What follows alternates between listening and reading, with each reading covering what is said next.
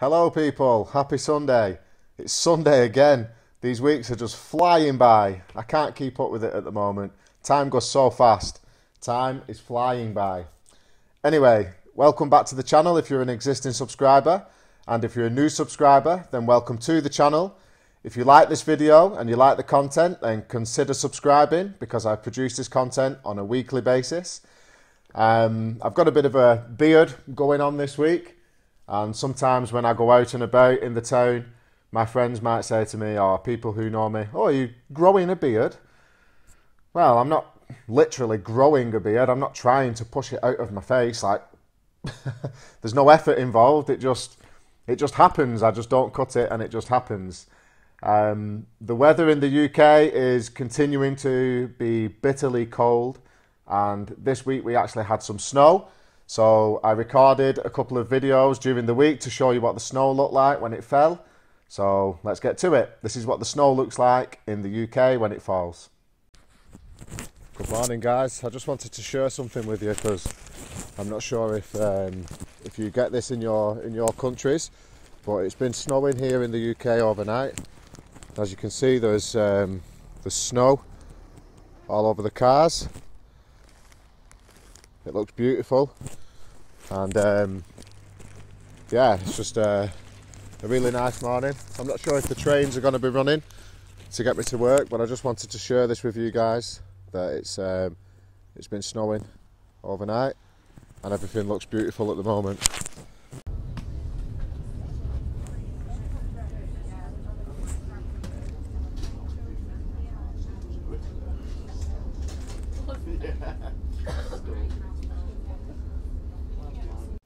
Okay, so that was the snow this week. I hope you enjoyed that little clip.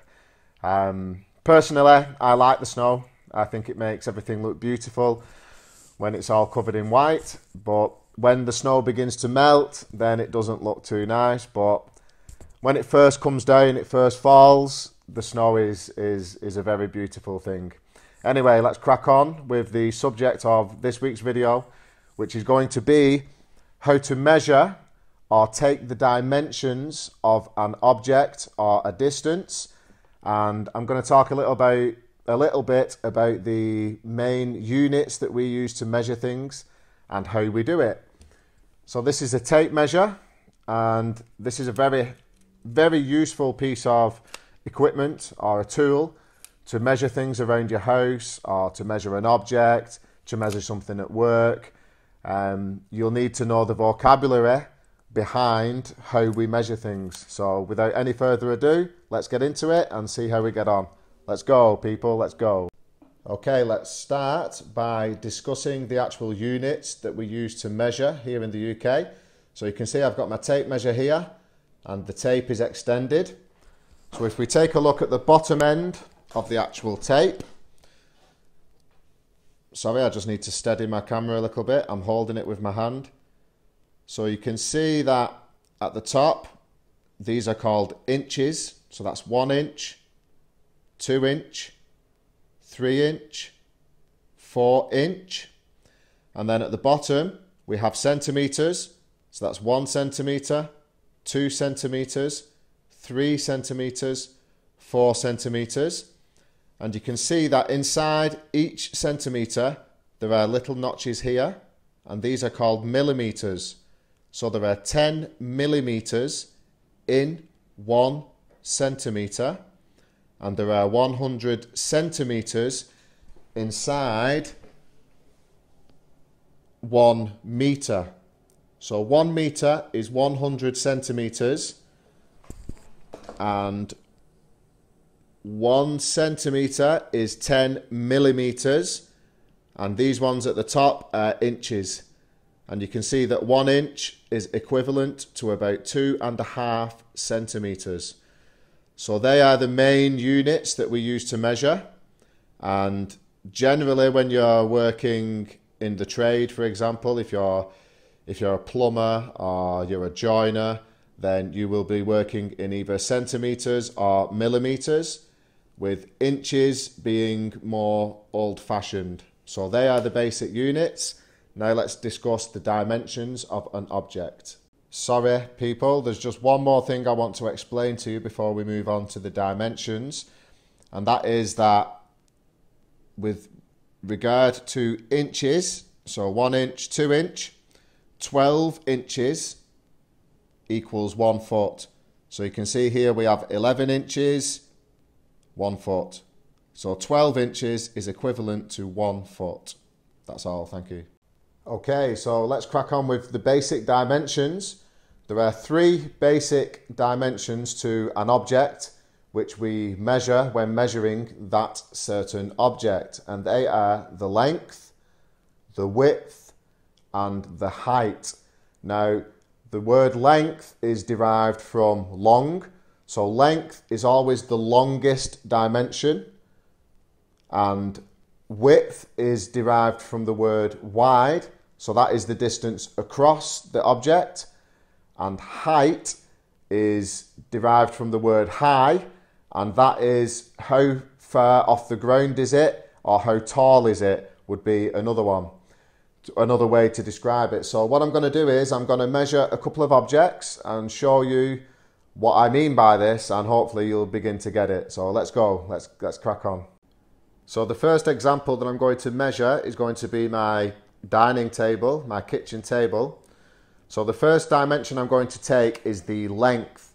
Now you can see that the longest dimension is from here, from this side, over to this side of the table. So I'm going to take my tape measure, hook it onto this side, and take the measurement at this end. And as you can see, it's 120 centimetres. So that's the bottom one, 120 centimetres. It's just over 47 inches, so it's 47¼ inches, or we could say it is 1200 millimetres. So now I'm going to measure the width. So the width is from this side here to this side over here. So let's hook the tape measure on, and again we have 30 inches, so inches are the top one, so it's a little under 30 inches, but let's call it 30 inches, or 76 centimetres, which is 760 millimetres. So that's the width, guys. Okay, so the final dimension we need to take is the height. So that's the distance from the floor up to the table. And if I just position my tape measure up to the table like so, and we can see that the height there is around 72 centimetres, or 28½ inches.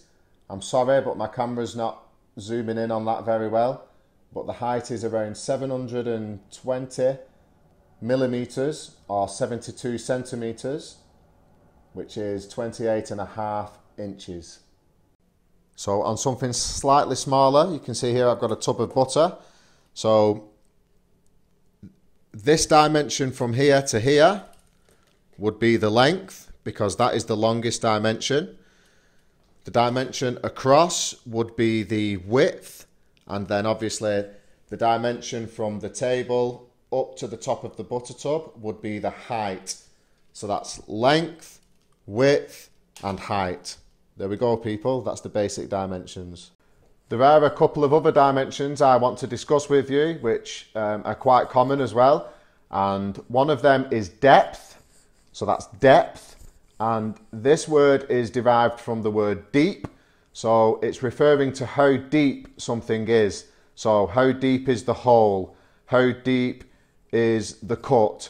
So on and so forth. So I'm going to show you an example using my sink, and hopefully you get the picture of what depth actually means. Okay, so to give you an example for depth, you can see this is my sink, and if somebody asks you for the depth of the sink, it means how deep is it. So how deep is it from the top down to the bottom of the actual sink?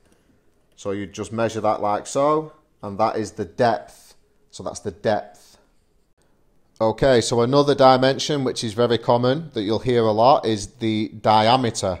Now the diameter is in reference to circular objects. So this is a tub, and it's got cotton buds inside, you can see.